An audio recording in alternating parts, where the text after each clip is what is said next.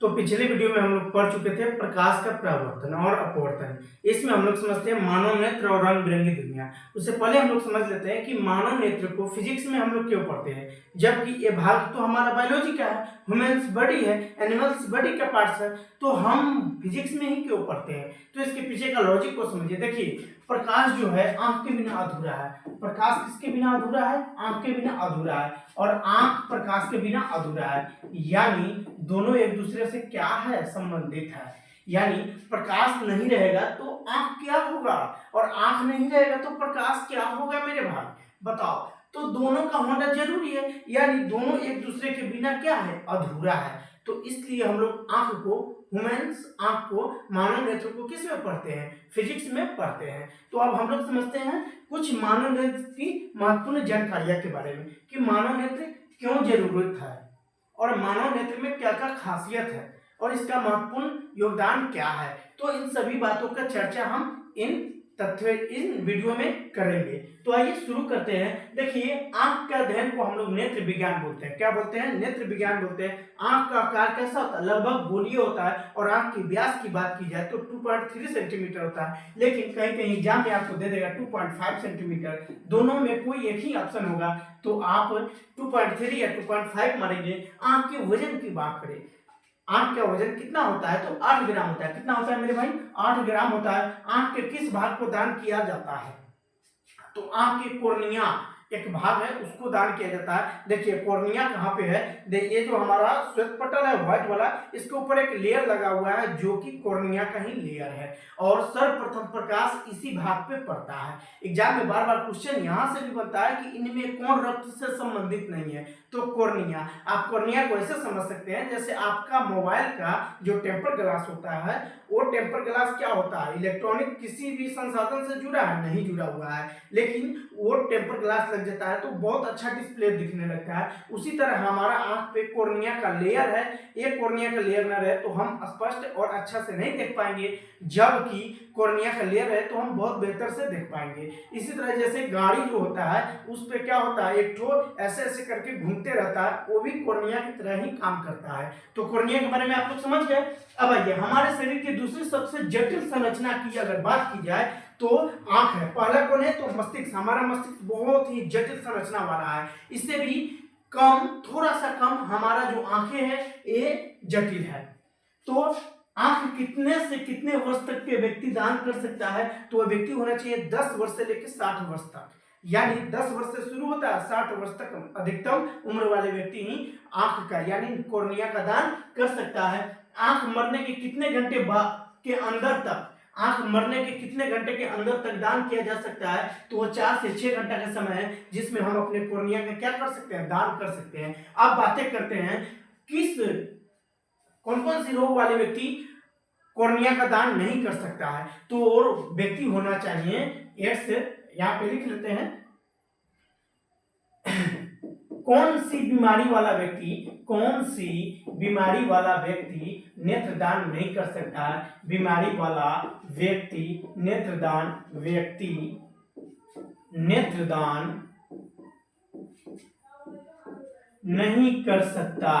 नहीं कर सकता है। तो देखिए मेरे भाई, वो व्यक्ति होना चाहिए HIV पॉजिटिव, वो नहीं करेगा। यानी एड्स उसे हो तब वो क्या नेत्रदान करेगा? नहीं करेगा। या मस्तिष्क संबंधित उसे बीमारी हो तो भी नेत्रदान नहीं करेगा। मस्तिष्क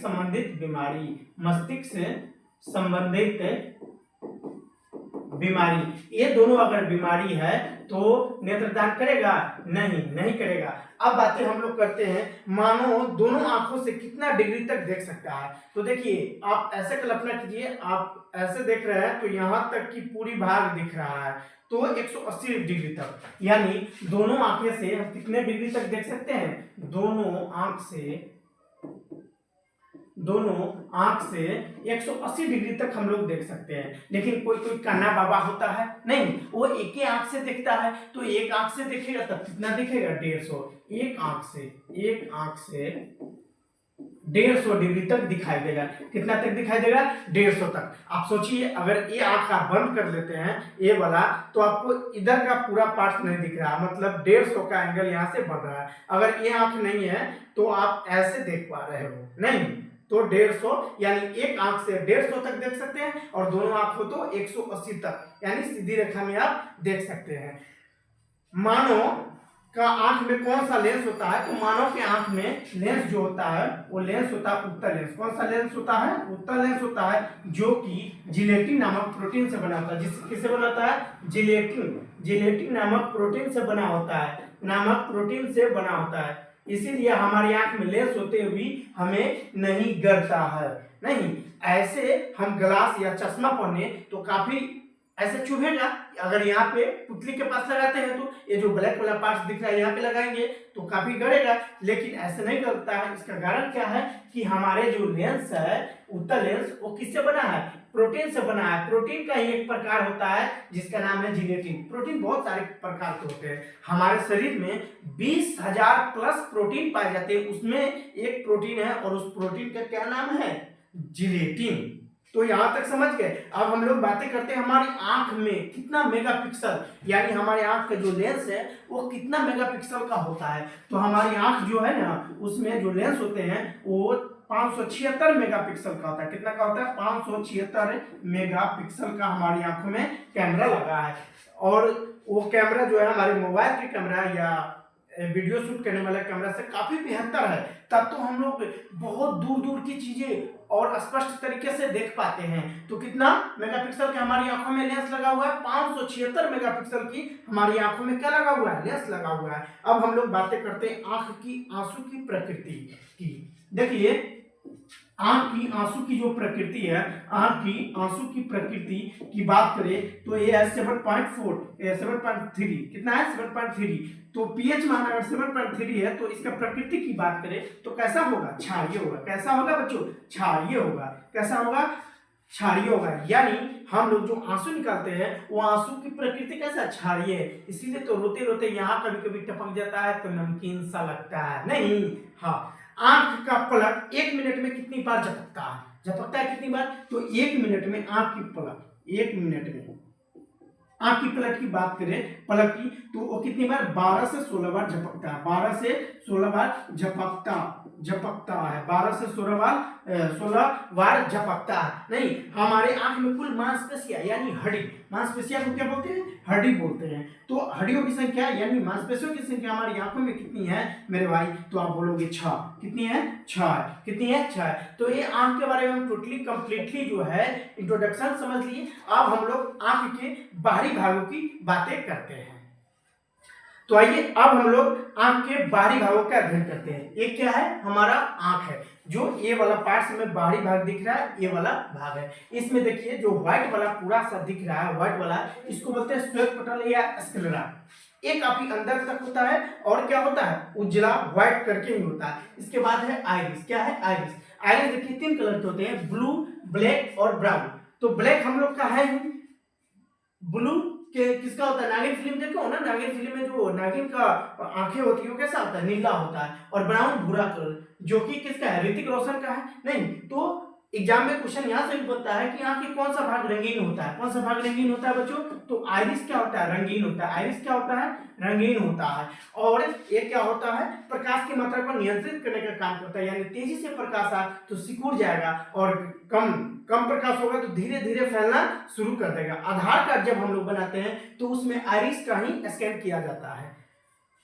आइरिस के अंदर एक और काला भाग होता है जिसे क्या कहते हैं? पुतली कहते हैं। ये क्या है? पुतली है। ये प्रकाश की मात्रा को संपूर्ण नियंत्रित करता है। देखिए आप सिंपल सी बात यहाँ देखिए, ये व्हाइट वाला भाग है जिसको श्वेत पटल बोलते हैं। इसके ये काला जो दिख रहा है ये वाला भाग को बोलते हैं क्या हम लोग? आइरिस बोलते हैं। ये विभिन्न कलर के होते हैं यानी रंगीन होते हैं। और उसके अंदर में लेंस टाइप का यहाँ चमक रहा होगा, ये चमकने वाला जो भाग है यही पुतली, ये लेंस है और ये पुतली से कनेक्ट होता है। और आइरिस का साइज बढ़ेगा, ये आइरिस के साइज के ऊपर डिपेंड करता है। ये जो आइरिस है ना इसके साइज के ऊपर डिपेंड करता है। जैसे फैलेगा वैसे पुतली भी फैलेगा और जैसे सिकुड़ेगा वैसे पुतली भी सिकुड़ेगा। तो ये बातें पुतली ही प्रकाश को लेंस में भेजता है। पुतली क्या करता है? प्रकाश को कहाँ पे भेजता है? लेंस में भेजने का काम करता है। अधिक प्रकाश होगा तो क्या होगा? सिकुड़ेगा और कम प्रकाश होगा तो फैलेगा। जानवरों के आंखों का चमकना किस पे डिपेंड करता है? टिपिडम लूसिडम पे। किस पे?